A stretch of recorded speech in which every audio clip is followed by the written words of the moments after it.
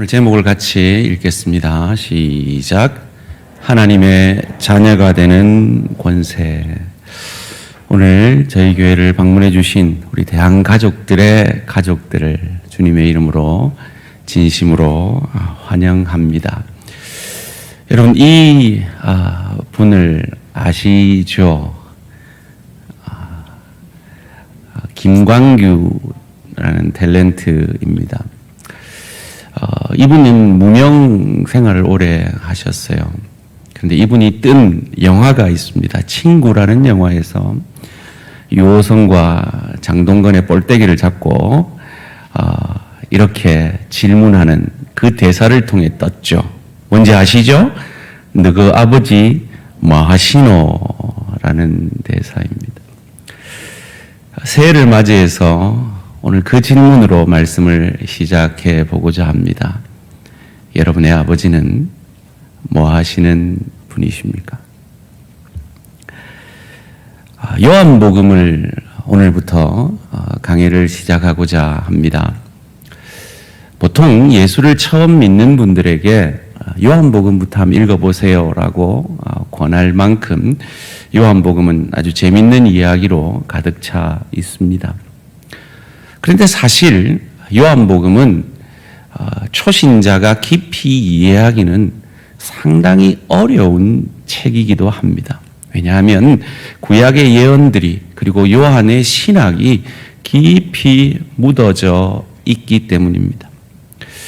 설교를 듣는 예배를 참석하는 우리 주일 예배 성도들이 구도자도 있고 예수를 믿고 싶은 분도 있고 초신자들도 있으시고 또 오래 신앙생활 하신 분들도 있다라는 측면에서 이 요한복음의 이야기 그리고 요한복음에 대한 깊이 있는 이해를 하게 되면 모든 성도들에게 유익하겠다 하는 생각이 들어서 얼마가 될지는 모르지만 오늘부터 요한복음을 강의해 보고자 합니다. 이 요한복음은 공관복음, 즉 예수님의 사건을 역사적으로 기록한 마태, 마가, 누가복음 이 공통된 내용을 가지고 있다 그래서 공관복음이라는 이 세 복음서에 비해서 다른 신학적 관점에서 쓰고 있는 것이 요한복음입니다. 그러다 보니까 이 요한복음의 또 다른 별명이 이 공관복음에 대한 해설서라는 별명이 있고 이 공관복음을 이해하는 키다, 열쇠다라는 별명이 있을 정도로 이 공관복음이 다루지 않는 그리고 공관복음을 이해하는데 아주 좋은 복음서라고 할 수가 있을 것입니다. 이 요한복음은 공관복음에서 다루지 않는 이 삼위일체 하나님에 대한 말씀으로 이 말씀을 열어갑니다. 오늘 본문 1절, 2절 말씀입니다. 태초에 말씀이 계시니라. 이 말씀은 예수님을 말합니다. 하나님과 성부 하나님과 함께 계셨으니 이 말씀은 곧 하나님이라 성자 하나님이시라. 그가 태초에 성부 하나님과 함께 계셨고 그리고 이 요한복음을 기록하게 하는 역사가 성령 하나님의 역사라면 요한복음의 시작은 삼위일체 하나님으로 시작하는 것입니다. 그리고 이 삼위일체 하나님의 역사, 일하심의 그 방법을 창조로 이렇게 설명을 하고 있습니다. 3절 말씀입니다. 만물이 그로 말미암아 지은 바 되었으니 여기서 그는 예수님을 얘기하죠. 성자 예수님을 얘기합니다. 지은 것이 하나도 그가 없이는 된 것이 없느니라. 이 창조의 예를 통해서 삼위일체 하나님의 이 사역의 역사를 이 창조를 빌어서 하나님이 이 계획과 사랑을 이 창조라는 것을 통해서 우리에게 보여주신 것처럼 이 성자 예수님이 말씀이 되신 구원의 사역을 통해서도 우리에게 보여주고 있음을 말씀하심으로 요한복음이 시작됩니다. 그리고 이어지는 4절이요. 사실은 좀 어려운 말씀인데요. 한번 같이 읽어볼까요? 4절 말씀 시작. 그 안에 생명이 있었으니 이 생명은 사람들의 빛이라. 그래서 그는 예수님을 얘기합니다. 예수님 안에 생명이 있다. 이건 사실 요한일서 5장 11절 12절에서도 요한 사도가 말을 하고 있죠. 또 증거는 이것이니 하나님이 우리에게 영생을 주신 것과 이 생명이 그의 아들 안에 있는 것이니라. 아들이 있는 자에게는 생명이 있고 하나님의 아들이 없는 자에게는 생명이 없느니라 라고 요한 사도가 이 요한복음 1장 5절에서 말한 것을 요한일서 5장 11절 12절에서 자세히 설명을 해주고 있습니다. 무슨 말입니까? 원래 사람 안에는 예수로 말미암은 생명이 있었습니다. 그런데 이 인간이 범죄함으로 하나님의 다스리심을 벗어나는 선악과를 따먹음으로 이 생명을 잃어버렸습니다. 그래서 어두움이 왔고 죽음이라는 이 죄의 결과물을 인간이 갖게 된 것입니다. 그로 말미암아 하나님이 인간에게 누리기를 원하는 그 행복을 잃어버린 것입니다. 그 인간에게 있어야 할 빛을 잃어버렸기 때문이죠. 그래서 이어지는 5절 말씀이 그 상태를 이렇게 설명하고 있습니다. 빛이 어둠에 비치되 어둠이 깨닫지 못하더라. 마치 빛이 어둠에 비쳤는데 그 어둠이 너무 짙어서 깨닫지 못하는 것으로 설명하고 있는 것 같지만 다시 한번 띄워주시고요. 원문으로 보면 이 5절은 이렇게 말할 수 있습니다. 빛이 어둠에 비침에 어둠이 능히 이기지 못하더라. 이 빛이 그 어둠을 강권적으로 밀어가는 것입니다. 그 결과가 무엇이냐? 오늘 본문의 핵심 12절 말씀이 그 결과입니다. 영접하는 자, 곧 그 이름을 믿는 자들에게는 하나님의 자녀가 되는 권세를 주셨으니. 여기서 이 권세라는 이 단어가 원문으로 엑수시아라는 단어입니다. 특권이라는 단어입니다. 그런 의미에서 하나님의 자녀가 된다는 건 특권입니다. 이 권세라는 단어를 저는 평생 안고 살았습니다. 왜냐하면 제 이름의 끝자 권자가 권세의 권자라 그랬습니다. 이 권세라는 단어를 풀으면 권력과 세력이라는 뜻입니다. 사랑하는 성도님들, 예수를 믿는다라는 건 지식이 아닙니다. 예수를 믿는다라는 건 그래 나 알아. 하나님 계시다는 건 나 믿어. 그래 예수님이 나를 위해 죽으셨다면서 그리고 부활하셨다면서 그거 나 알아. 그거 나 믿어. 그 정도의 차원이 믿음이 아닙니다. 권세가 바뀌는 것입니다. 권력과 세력이 바뀌는 것입니다. 그래서 하나님의 나라를 말할 때 나라에 대한 세 구성 요소, 국민, 영토의 차원이 아니라 주권의 차원, 다스림의 차원에서 예수를 믿어 하나님의 나라가 임한다는 것은 그 예수의 다스리심이 임한다라는 것입니다. 그것은 놀라운 특권입니다.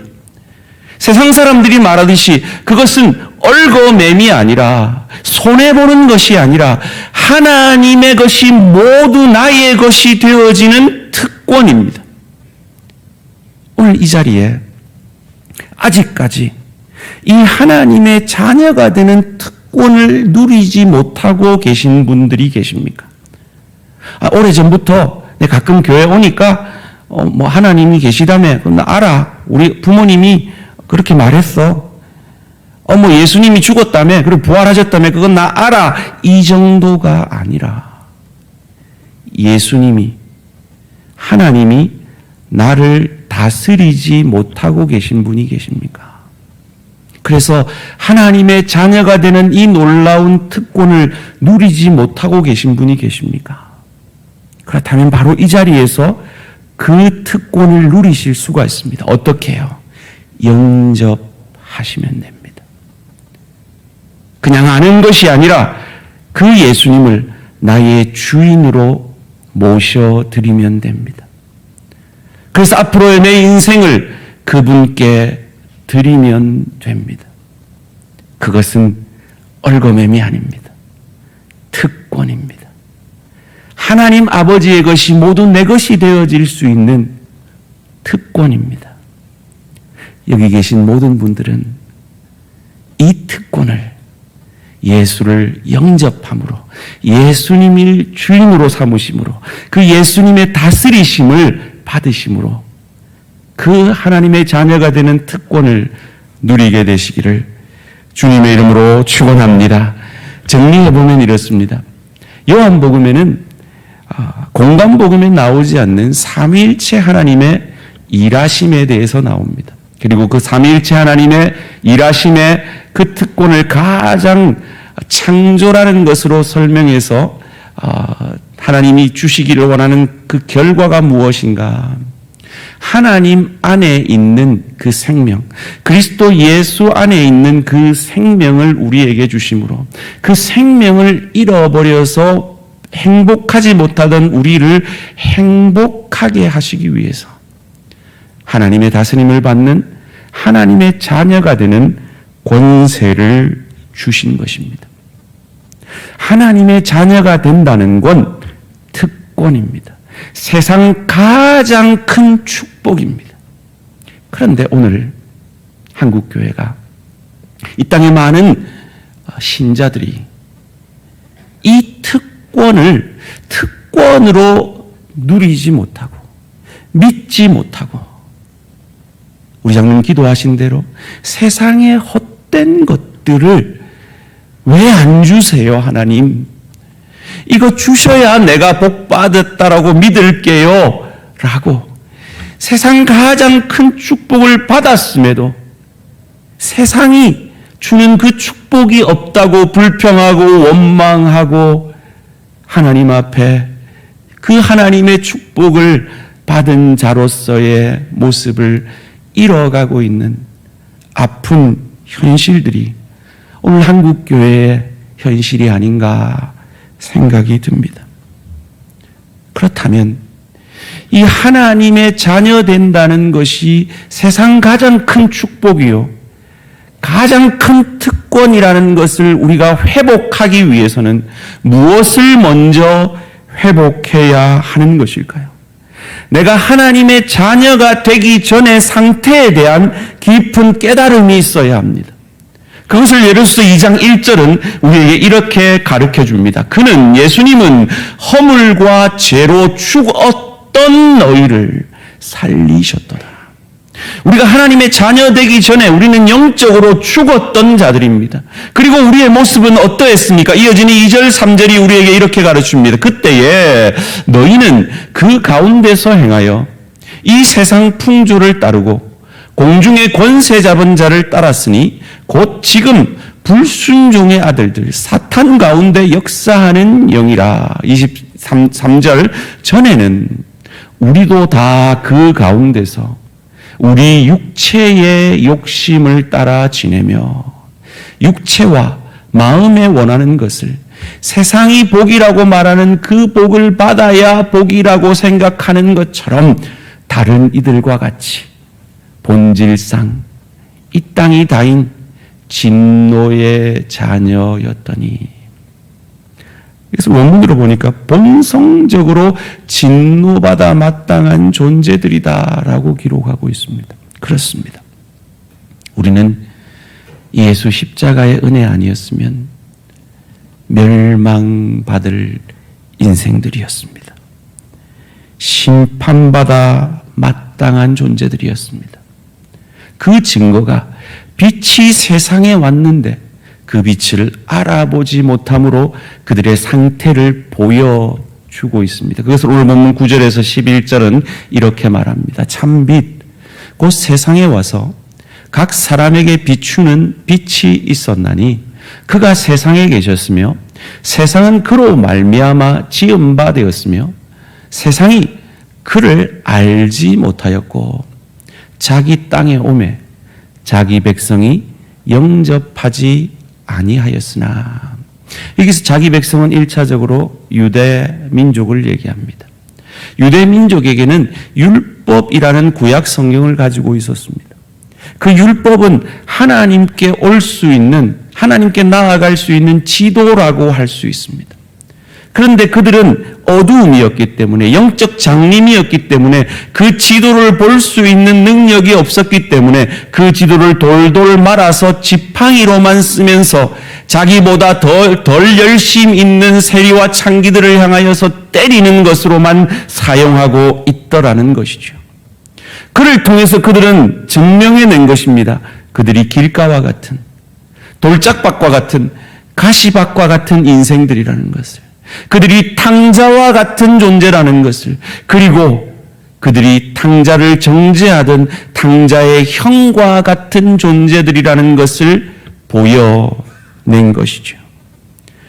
그런 죽어 마땅한 인생들을 향하여 우리가 아직 죄인 되었을 때, 사랑받을 만하지 않을 때 그 빛이 어두움을 강하게 물리치러 이 땅에 오신 것입니다. 로마서 5장 8절 함께 읽습니다. 시작. 우리가 아직 죄인 되었을 때 그리스도께서 우리를 위하여 죽으심으로 하나님께서 우리에 대한 자기의 사랑을 확증하셨느니라. 우리가 아직 죄인 되었을 때입니다. 우리가 사랑받을 만하지 않을 때입니다. 사랑하는 성도님들, 우리가 복음에 대해서 착각을 하는데요, 복음은 좋은 교훈이 아닙니다. 그래서 그 교훈을 받아서 우리가 꽤 괜찮은 사람에서 더 괜찮은 사람으로 변화되어져 가는 것이 복음이 아닙니다. 우리는 그럴 수 없는 존재들입니다. 복음은 좋은 소식입니다. 이미 이루어진 그 구원을 우리에게 알려주는 좋은 소식입니다. 복음은 우리가 꽤 괜찮은 사람에서 더 괜찮은 사람 되게 하려는 것이 아닙니다. 다른 말로 하면 예수 믿어서 구원 갖는 것은 우리한테 당연한 거고, 이제 예수를 더 잘 믿으니까 나한테 더 큰 축복 주세요라고 주장하는 것이 복음이 아니라는 겁니다. 우리는 그 어떤 세상 축복과 상관없이 가장 큰 축복, 죽어 마땅한 지옥 형벌 받아 마땅한 우리를 하나님의 자녀가 되는 특권을 누리게 하신, 그 어두움을 빛으로 강하게 물리치심으로 우리로 빛되게 하신 것이 복음인 것입니다. 이 율법 앞에, 하나님의 영광 앞에 화로다 나여 망하게 되었도다라고 고백하는 우리를 향하여서 제단 숯불을 통해서 우리를 치유해 주시는 그 하나님의 역사로 우리가 예수를 주로 고백하는 하나님의 자녀가 되는 권세를, 특권을 우리가 받은 이것이 세상 가장 큰 축복인 것을 믿으시는 저와 우리 모든 성도님들 되시기를 주님의 이름으로 축원합니다. 이것이 우리에게 가장 큰 축복임을 깨닫기 위해서 하나님의 자녀가 되는 것이 권세임을, 특권임을 고백하기 위해서 우리에게 선행되어져야 될 것이 무엇이라 그랬습니까? 우리가 영적으로 죽었던 상태였으며, 우리는 어두움이었으며 아무 희망 없는 죄인이었음을, 그때 하나님께서 그 빛이 강권적으로 우리 가운데 있는 어두움을 몰아내셨음을 믿음으로 우리는 하나님의 자녀가 되는 이것이 가장 큰 축복이며 가장 큰 권세임을 고백하게 되는 것입니다. 그 긍휼의 하나님이 우리를 정결케 하기 위해, 하나님의 자녀 되게 하기 위해 긍휼로 역사하셨습니다. 우리의 입장이 되는 긍휼로, 성육신으로, 시험 받으심으로, 세례 받으심으로, 십자가에 죽으심으로, 그리고 그 죽음을 이기고 부활하심으로, 그 긍휼의 사랑으로 말씀이 육신이 되어 주심으로 우리를 구원해 내셨습니다. 그것을 에베소서 2장 4절에서 6절이 우리에게 이렇게 가르쳐 줍니다. 긍휼이 풍성하신 하나님이 우리를 사랑하신 그 큰 사랑을 인하여 우리가 잘났기 때문이 아니라 그 사랑 때문에 허물로 죽었던 우리를 그리스도를 죽이심으로 우리가 죽고 그 그리스도가 부활하심으로 그리스도와 함께 우리를 살리셨고 그래서 너희는 은혜로 구원을 받은 것이라. 또 함께 일으키사 부활하심으로 그리스도 예수 안에서 하나님이 승천하신 그 천국의 하늘의 천국 보좌에 우리를 함께 앉히시겠다고 약속하신 것입니다. 이보다 더 큰 축복이 어디 있습니까? 이보다 더 큰 권세가 어디 있고 이보다 더 큰 특권이 어디에 있겠습니까? 제가 미국에서 목회할 때 동료 목사님이 이렇게 말하는 걸 들었습니다. 그분 따님이 이 슈퍼스타 K라는 그 유명한 오디션 프로그램에 10강에 든 거예요. 10손가락 본선에 진출을 한 거죠. 대단한 거죠. 근데 이 소문이 그 따님이 다니던 학교에도 소문이 난 거예요. 그래서 이 따님이 졸업을 할 때 그 맨하탄에 있는 그 유명한 대학, 콜롬비아 대학에 그 졸업식 그 예국가를 부르는 특권을 이 따님이 받은 거예요. 근데 이 따님이 특송을 해야 되니까 단에 서야 되잖아요. 그러니까 따님을 위해서 온 부모도 그 목사님 부부도 총장님 옆에 자리를 마련해서 거기에 앉혀주는 특권을 누렸다고 자랑을 하는데 부럽더라고요. 저희 작은아버지는 평생의 자랑이 그 김영삼 대통령이 청와대로 자기를 초청해서 기도회에 자리를 마련해 준 거라고 얘기를 하십니다. 특권이죠.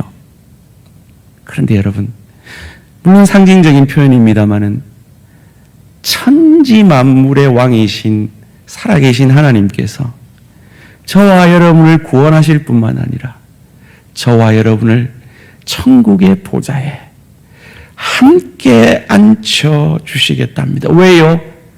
자녀니까요.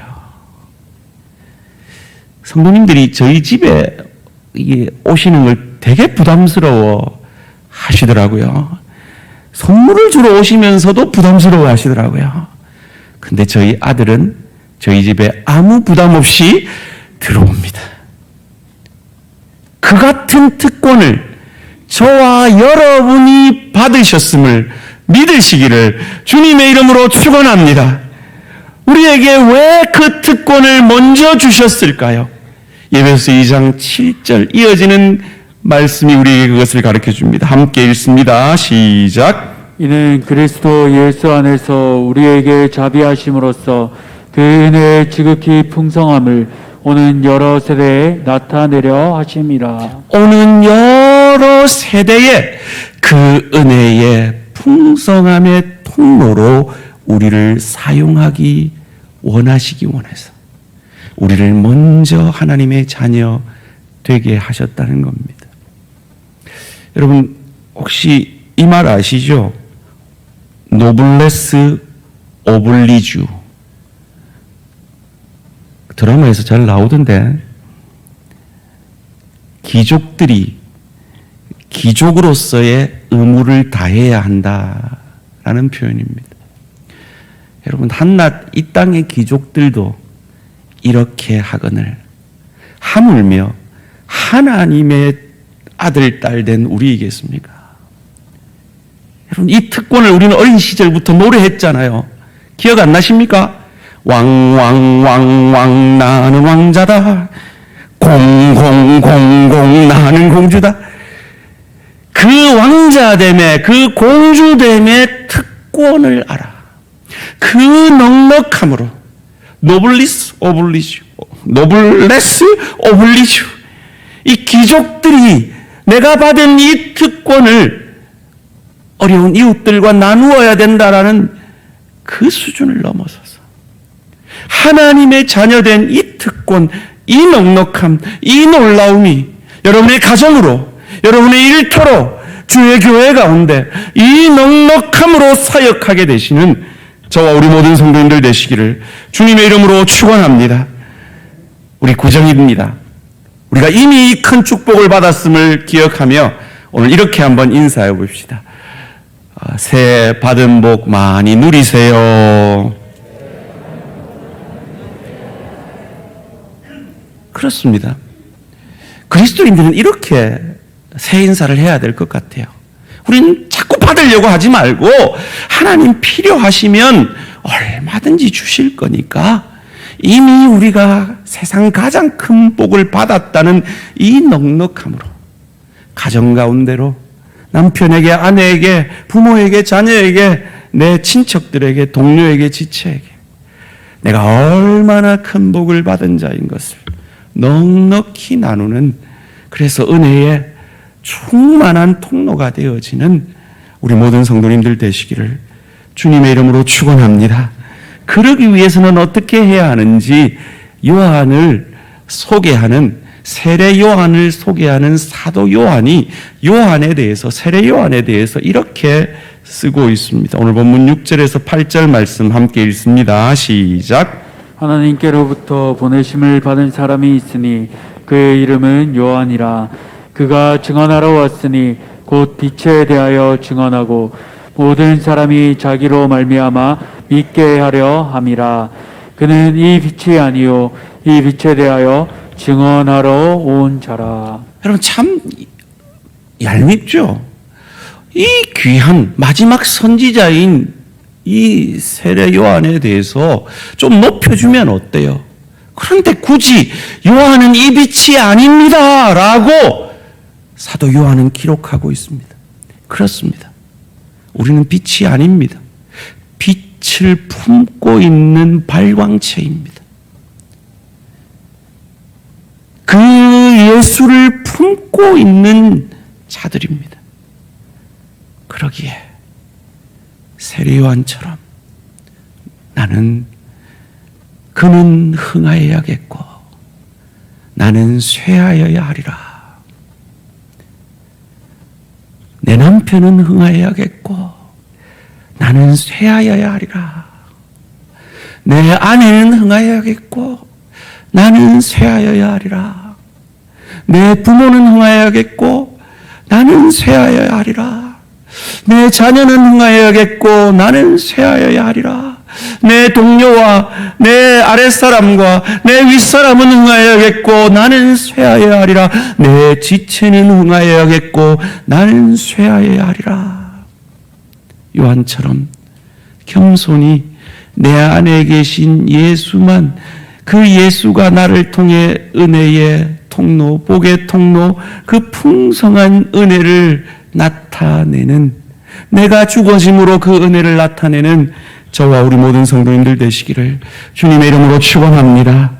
왜 그래야 합니까? 내게 임한 이 은혜가 강권적으로 임했기 때문입니다. 그것을 오늘 본문 5절이 이렇게 말하고 있지 않습니까? 빛이 어둠에 빛이 돼 어둠이 깨달아서 믿어진 것이 아니라 그 빛이 어두움을 이기지 못하게 강권적으로 저와 여러분에게 그 빛이 비추어져서 예수를 주로 고백게 하셨기 때문입니다. 언제요? 우리가 아직 죄인 되었을 때요. 정리해 보겠습니다. 하나님이 우리에게 자녀가 되는 권세를 주신 이유가 무엇입니까? 그 은혜의 풍성함을 나타내기 위해서입니다. 그 은혜의 풍성함을 나타내게 하기 위해서 우리는 어떤 모습으로 서가야 합니까? 하나님의 자녀가 되는 권세의 첫 번째는 세상 그 어떤 복보다 예수를 믿음으로 하나님의 자녀가 되는 이것이 세상 그 어떤 복과 비교할 수 없는 가장 큰 복이며 우리가 이미 이 복을 받은 자인 것을 믿으시는 저와 우리 모든 성도님들 되시기를 주님의 이름으로 축원합니다. 이 복을 받았기에 두 번째로, 그러기에 세례 요한처럼 그는 흥하여야겠고 나는 쇠하여야 하리라는 이 고백을 만들어낸 세례 요한처럼 예수님께 제자들도 뺏기고 예수님께 인기도 뺏겼지만 그는 기쁘게 그것을 감당한 것처럼 나를 가정에서 일터에서 주의 교회에서 먼저 내세우지 아니하고 강권적으로 내게 임하신 빛 대신 예수님의 은혜만 저와 여러분을 통해서 드러나게 되시기를 주님의 이름으로 축원합니다. 그러려면 어떻게 해야 합니까? 세 번째로 그것을 위해서 세례 요한처럼 바울처럼 나는 날마다 죽노라 고백하는 그들처럼 나는 죽고 성령의 능력이 날마다 나를 주관함으로 성령 충만함을 입음으로 나는 부인되어지고 내가 내 마음의 왕자에 앉아있는 그것에서 겸손히 내려와서 예수의 영이신 성령께서 나를 주관하심으로 그 예수께서 하신 그 십자가 지는 삶을 가정에서 일터에서 주의 교회에서 살아내심으로 내가 얼마나 놀라운 복을 받은 자인 것을 하나님의 자녀가 되는 이 놀라운 특권이 내 안에 있는 것을 가정 가운데 일터 가운데 주의 교회 가운데 증거해 내시는 저와 우리 모든 성도님들 되시기를 주님의 이름으로 축원합니다. 사랑하는 성도님들, 여러분 스카이다이빙 해보셨습니까? 아마 여기 해보신 분 별로 없지 싶습니다. 그런데요, 저희 아들 형신이는 해봤습니다. 어떻게 해봤을까요? 결론은요, 아버지 잘 만나서 해봤습니다. 제가 호주에 피플퍼즐, 대한교회 오기 전에 피플퍼즐 세미나 사역을 하러 갈 때 아들을 데려갔습니다. 그래서 거기서 받은 사례 가지고요, 그 비싼 스카이다이빙을 시켜줬잖아요. 저는 왜 못 해봤냐고요? 돈이 부족해서 못했습니다. 사랑하는 성도님들, 제가 우리 아들에게 뭘 해주는 게 아까웠을까요? 아니요. 그런데 하나님 아버지가 우리를 향한 마음이 어떤 줄 아십니까? 요한복음 16장 15절 말씀 함께 읽겠습니다. 시작. 무릇 아버지께 있는 것은 다 내 것이라. 그러므로 내가 말하기를 그가 내 것을 가지고 너희에게 알리시리라 하였노라. 아버지께 있는 건 다 내 것이라. 우리가 하나님의 자녀가 되는 것이 특권인 이유가 여기에 있습니다. 우리가 하나님의 자녀가 되면 아버지께 다 내 것이에요. 그런데 왜 우리가 이것을 누리지 못합니까? 성령으로, 그 예수의 영이신 성령으로 충만하지 못하기 때문입니다. 그 이유를 요한복음 16장 13절 14절 말해줍니다. 그러나 진리의 성령이 오시면 그가 너희를 모든 진리 가운데로 인도하시리니 그가 스스로 말하지 않고 오직 들은 것을 말하며 장래 일을 너희에게 알리시리라. 그가 내 영광을 나타내리니 내 것을 가지고 너희에게 알리시겠습니다. 올해 표를 같이 읽습니다. 시작. 성령의 능력으로 사역하는 교회. 그래서 우리는 성령의 능력으로 사역해야 합니다. 그때 여러분의 가정사역 가운데 하나님의 영광이, 그 하나님이 가지신 것이 내 것이 되어지는 역사가 있게 될 줄 믿습니다. 여러분의 일터와 사업 가운데 성령의 능력으로, 성령이 주시는 지혜로 감당할 때 하나님이 가지신 그 모든 것이 우리의 것이 되어지는 그 축복이 임하게 될 줄 믿습니다. 우리가 우리의 교회의 사역을, 직분을 감당할 때 내 힘, 내 주장이 아니라 성령의 능력으로 나는 날마다 죽어지고 성령께서 내 안에 충만히 역사하실 때 우리 대한교회는 더욱 평안하여 든든히 서가게 될 줄 믿습니다. 그 역사가 우리 모든 대한가족들의 것이 되어지기를 주님의 이름으로 축원합니다. 찬양하면서 이 믿음의 고백을 드리겠습니다. 주님이 우리가 어두움일 때 빛이신 주님이 강권적으로 우리 안에 역사하셔서 우리로 빛되게 하셨습니다.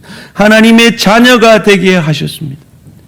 하나님이 우리를 자녀 삼아 주셨고 아버지의 모든 것이 이제 내 것이 되었습니다. 문제는 내가 그 아버지의 영이신 성령으로 충만하여서 하나님이 창조하실 때처럼 그 하나님의 마음으로 우리 가정을, 우리 일터를, 주의 교회를 섬기느냐, 사역하느냐, 거기에 달려있는 것입니다.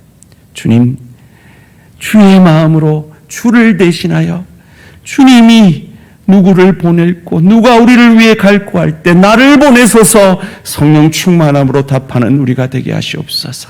찬양으로 고백합니다.